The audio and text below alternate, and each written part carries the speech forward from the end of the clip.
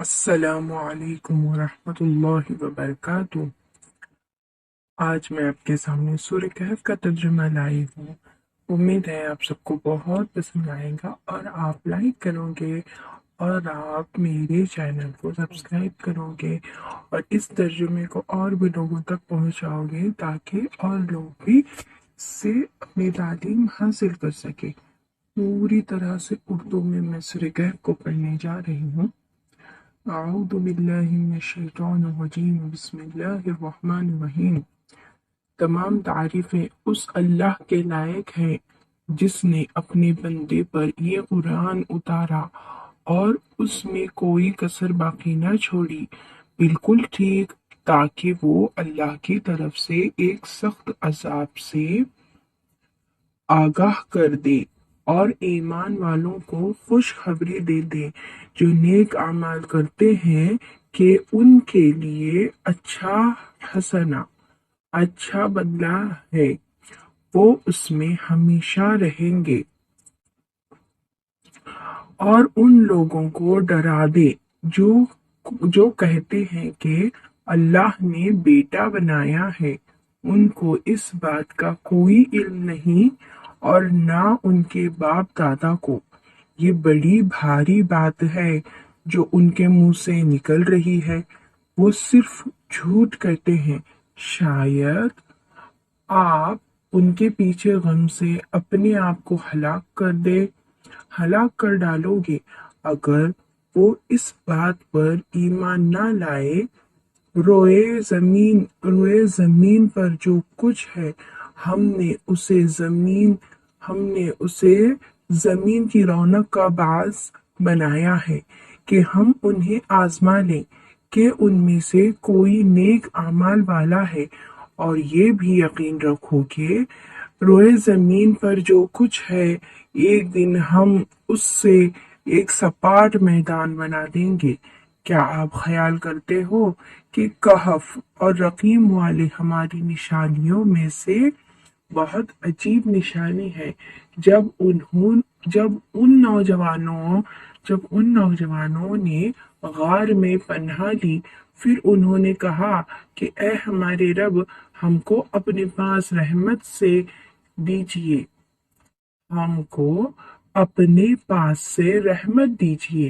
اور ہمارے لیے ہمارے معاملے کو درست کر دیجیے۔ پس ہم نے غار میں ان کے کانوں پر سال کے لیے نیند کا پردہ ڈال دیا۔ پھر ہم نے ان کو اٹھایا تاکہ ہم معلوم کریں کہ دونوں گروہوں میں کون ٹھہرنے کی مدت کا زیادہ ٹھیک شمار کرتا ہے۔ ہم آپ کو ان کا اصل قصہ سناتے ہیں۔ وہ کچھ نوجوان تھے جو اپنے رب پر ایمان لائے اور ہم نے ان کی ہدایت میں مزید ترقی دی، اور ہم نے ان کے دلوں کو مضبوط کر دیا جب وہ اٹھے اور کہا کہ ہمارا رب وہی ہے جو آسمانوں اور زمین کا رب ہے، ہم اس کے سوا دوسرے کسی معبود کو نہ پکاریں گے۔ اگر ہم ایسا کریں تو ہم بہت بیجا بات کریں گے۔ یہ ہماری قوم کے لوگوں نے اس کے سوا دوسرے معبود بنا رکھے ہیں، یہ ان کے حق میں کوئی واضح دلیل کیوں نہیں لاتے؟ پھر اس شخص سے بڑا ظالم اور کون ہوگا جو اللہ پر جھوٹ باندھے؟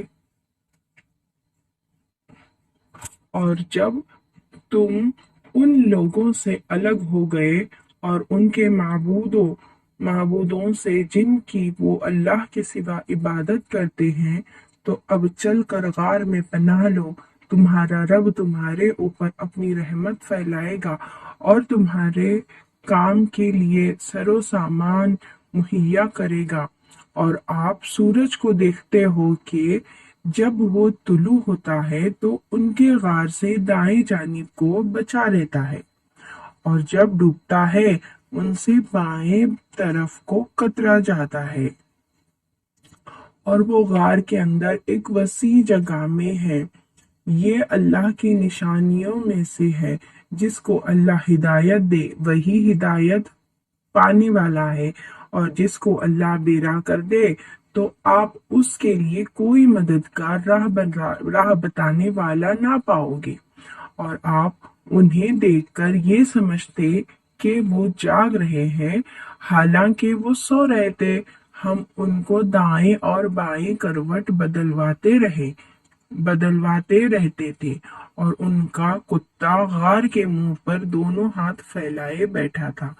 अगर आप उनको झांक कर देखते तो उनसे पीठ फेरकर भाग खड़े होते, और आपके अंदर उनकी दहशत बैठ जाती। और इसी तरह हमने उनको जगाया ताकि वो आपस में पूछ गछ करें। उन उनमें से एक कहने वाले ने कहा, तुम कितनी देर यहाँ ठहरे? उन्होंने कहा कि हम एक दिन या एक दिन से भी कम ठहरे होंगे। वो बोले कि तुम्हारा रब ही बेहतर जानता है कि तुम कितनी देर यहाँ रहे। बस अपने में से किसी को ये चांदी का सिक्का देकर शहर भेजो, बस वो देखे कि पाकीज़ा खाना कहाँ मिलता है, और तुम्हारे लिए उसमें से कुछ खाना लाए, और वो नरमी से जाए और किसी को तुम्हारी खबर ना होने दे। अगर वो तुम्हारी खबर पा जाएंगे तो तुमको पत्थर से मार डालेंगे या तुमको अपने दीन में लौटा लेंगे, और फिर तुम कभी कामयाबी ना पाओगे। और इस तरह हमने उन पर लोगों को मतला कर दिया ताकि लोग जान लें कि अल्लाह का वादा सच्चा है, और ये कि क़यामत में कोई शक नहीं। जब लोग आपस में उनके मामले में झगड़ रहे थे, फिर कहने लगे कि उनके गार पर एक इमारत बना दो, उनका रब उनको खूब जानता है। जो लोग उनके मामले में गालिब आए, उन्होंने कहा कि हम उनके गार पर एक इबादत गाह बनाएंगे। कुछ लोग कहेंगे कि वो 3 थे और चौथा उनका कुत्ता था, और कुछ लोग कहेंगे कि वो 5 थे और छठा उनका कुत्ता था। ये लोग बेतहकीक बात कर रहे हैं। और कुछ लोग कहेंगे कि वो 7 थे और 8वां उनका कुत्ता था। कह दीजिए कि मेरा रब बेहतर जानता है कि वो कितने थे। थोड़े ही लोग उनको जानते हैं। बस आप सरसरी बात से ज्यादा उनके मामले में बहस ना करें, और ना उनके बारे में उनमें से किसी से पूछें। और आप किसी काम के बारे में यूं ना कहें कि मैं उसको कल कर दूंगा, मगर ये कि अल्लाह चाहे। और जब आप भूल जाएं तो अपने रब को याद करें और कहिए कि उम्मीद है कि मेरा रब मुझको भलाई की इससे ज्यादा करीब राह दिखा दे। और वो लोग अपने गार में 300 साल रहे, और कुछ लोग मुद्दत के शुमार में 9 साल और बढ़ गए। कह दीजिए कि अल्लाह उनके रहने की मुद्दत को ज्यादा जानता है। आसमानों और जमीन का गैब उसके इल्म में है। क्या खूब है वो देखने वाला और सुनने वाला। अल्लाह के सिवा उनका कोई मददगार नहीं, और ना अल्लाह किसी को भी इख्तियार में शरीक करता है। और आपके रब की जो किताब आप पर वही की जा रही है, उसको सुनाइए। अल्लाह की बातों को कोई बदलने वाला नहीं, और उसके सिवा आप कोई पनाह नहीं पा सकते। और अपने आप को उन लोगों के साथ जमाए रखिए जो सुबह व शाम अपने रब को पुकारते हैं। वो उसकी रजा की तालिब है, और आपकी आंखें दीनवी जिंदगी की रौनक की खातिर उनसे हटने ना पाए। और आप ऐसे शख्स का कहना न माने جس کے دل کو ہم نے اپنی یاد سے غافل کر دیا اور وہ اپنی خواہش پر چلتا ہے اور اس کا معاملہ حد سے گزر گیا ہے، اور کہہ دیجئے کہ یہ حق ہے تمہارے رب کی طرف سے، بس جو شخص چاہے اسے مانے اور جو شخص چاہے نہ مانے، جو شخص چاہے اسے مانے اور جو شخص چاہے اس نہ مانے۔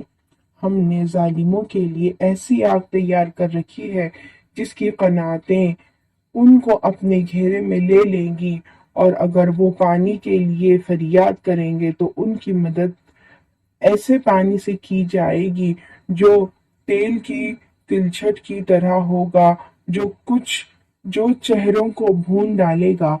کیا برا پانی ہوگا اور کیسا برا ٹھکانہ ہوگا! بے شک جو لوگ ایمان لائے اور انہوں نے اچھے کام کیے تو ہم ایسے لوگوں کا اجر ضائع نہیں کریں گے جو اچھی طرح کام کریں گے۔ یہ وہ لوگ ہیں جن کے لیے ہمیشہ رہنے والے باغات ہیں، ان کے نیچے سے نہریں بہتی ہوں گی، ان کو وہاں سونے کے کنگن پہنائے جائیں گے اور وہ اونچی مسندوں پر تکیہ لگائے ہوئے باریک اور دبیز قسم کے سبز کپڑے پہنے ہوں گے۔ کتنا بہترین اجر ہے اور کیسی حسین آرام گاہ ہے!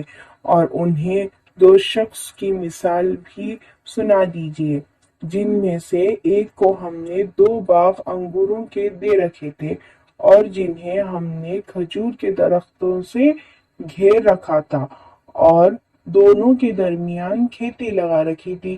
دونوں باغ اپنا پورا پھل لائے اور ان میں کچھ کمی نہیں کی، اور دونوں باغوں کے بیچ ہم نے نہر جاری کر دی اور اس کو خوب پھل ملا تو اس نے اپنے ساتھی سے بات کرتے ہوئے کہا کہ میں تجھ سے مال میں زیادہ ہوں اور تعداد میں بھی زیادہ طاقتور ہوں۔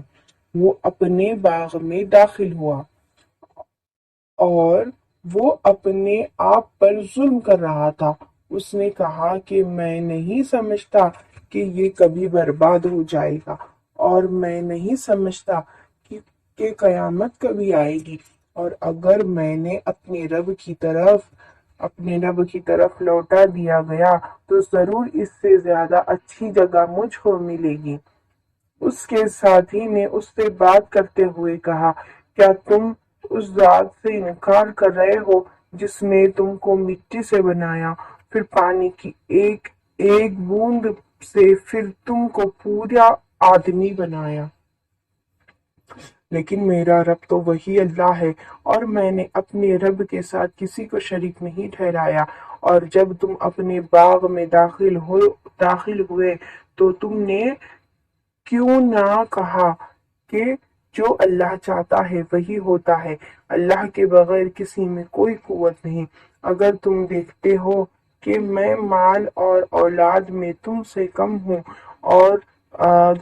ہوں تو امید ہے کہ میرا رب مجھ کو تمہارے باغ سے بہتر باغ دے دے اور تمہارے باغ پر آسمان سے کوئی آفت بھیج دے جس سے وہ باغ صاف میدان ہو کر رہ جائے، یا اس کا پانی خشک ہو جائے، پھر تم اس کو کسی طرح نہ پا سکو، اور اس کے سارے پھل گھیر لیے گئے۔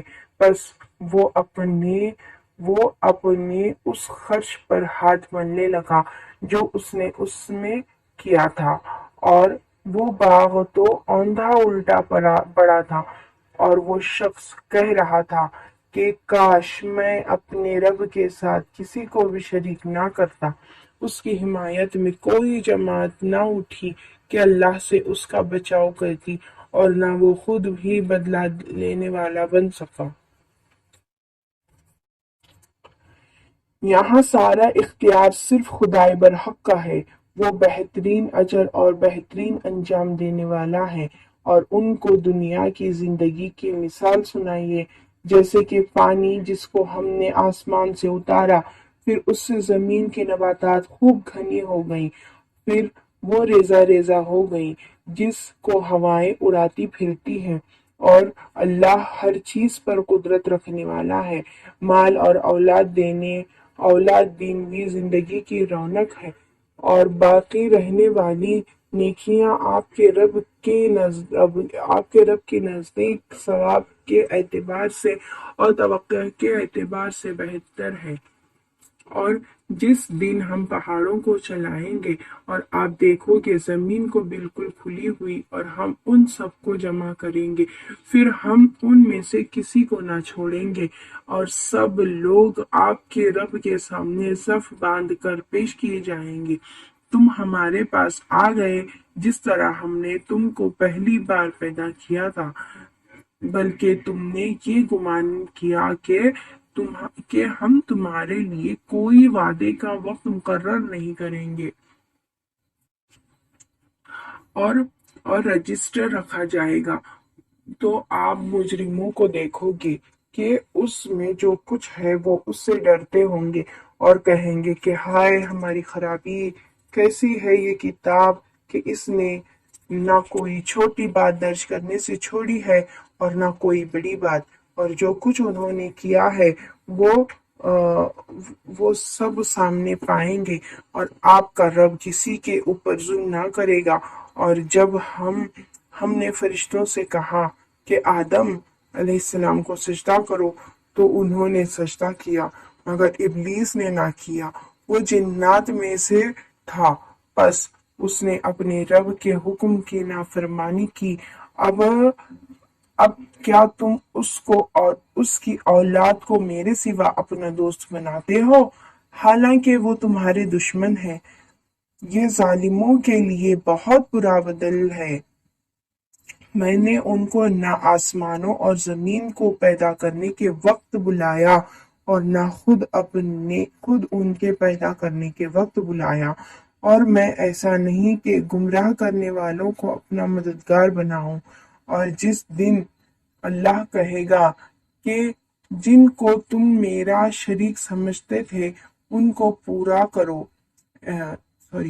جن کو تم میرا شریک سمجھتے تھے ان کو پکارو، پس وہ ان کو پکاریں گے مگر وہ ان کو کوئی جواب نہ دیں گے، اور ہم ان کے درمیان ہلاکت کا سامان کر دیں گے، اور مجرم لوگ آگ کو دیکھیں گے اور سمجھ لیں گے کہ وہ اس میں گرنے والے ہیں،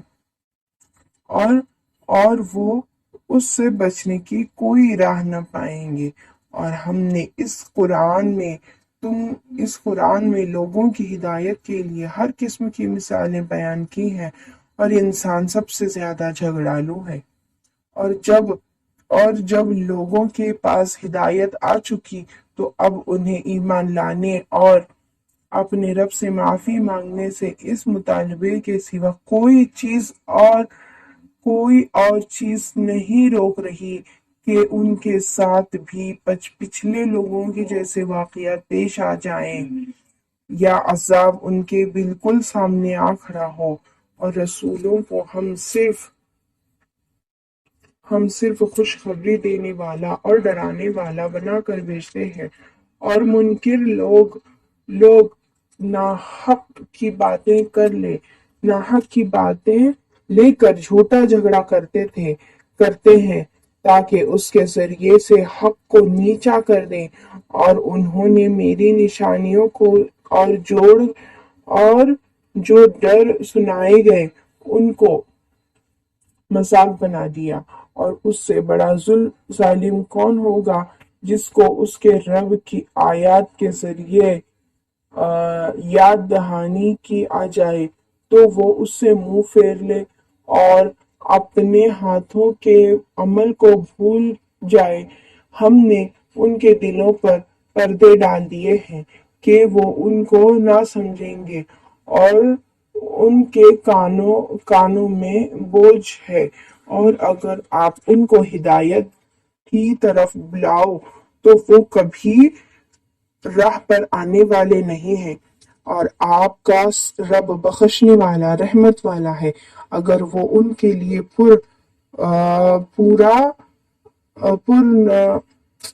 اگر وہ ان کے لیے پر انہیں پکڑے تو فوراً ان پر عذاب भेज दे, मगर उनके लिए एक मुकर्रर वक्त है और वो उसके मुकाबले में कोई पनाह की जगह ना पाएंगे।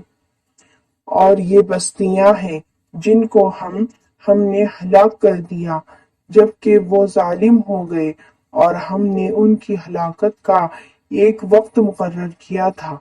और जब मूसा अलैहिस्सलाम ने अपने शागिद से कहा कि मैं चलता रहूंगा यहाँ तक कि या तो दो दरियाओं के मिलने की जगह पर पहुंच जाऊं या इसी तरह बरसों तक चलता रहूं, बस जब वो दरियाओं के मिलने की जगह पहुंचे तो वो अपनी मछली को भूल गए और मछली ने दरिया में अपनी राह बना ली।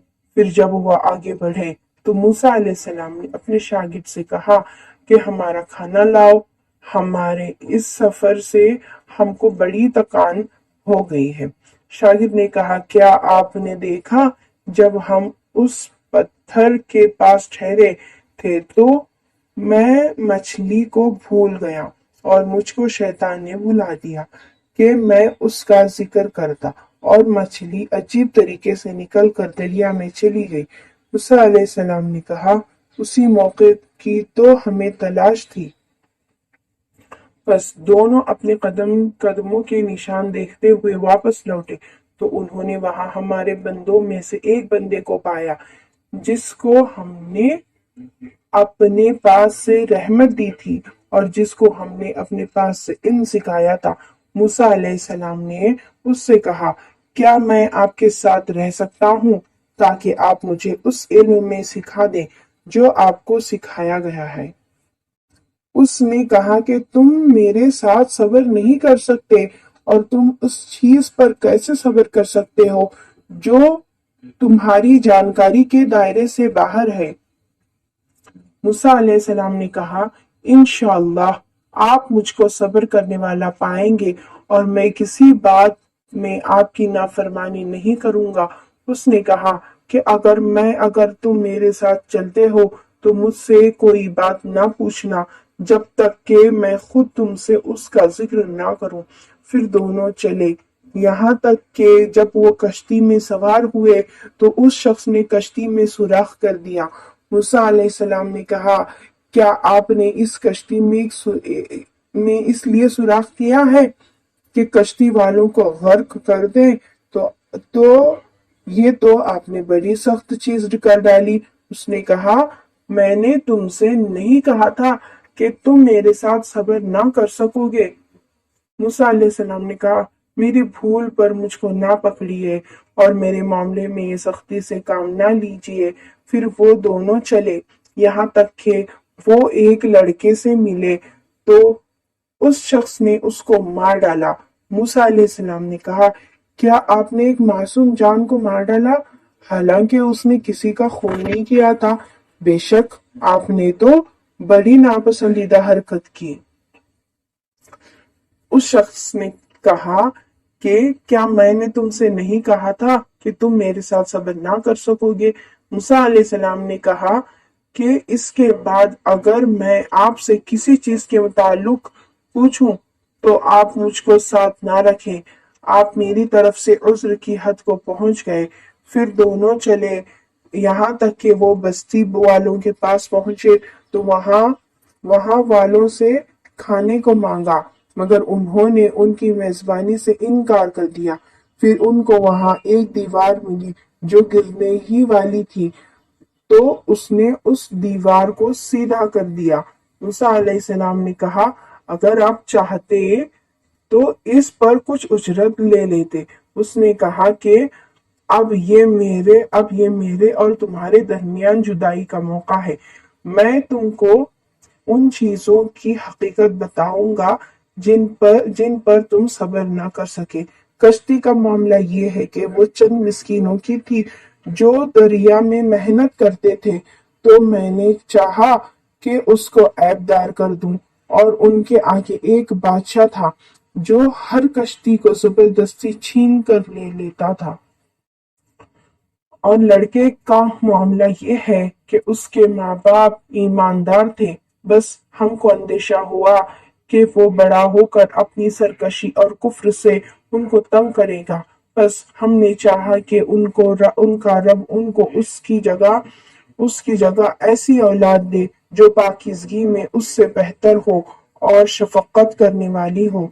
और दीवार का मामला ये है कि वो शहर के 2 यतीम लड़कों की थी और उस दीवार के नीचे उनका एक खजाना दफन था और उनका बाप एक नेक आदमी था।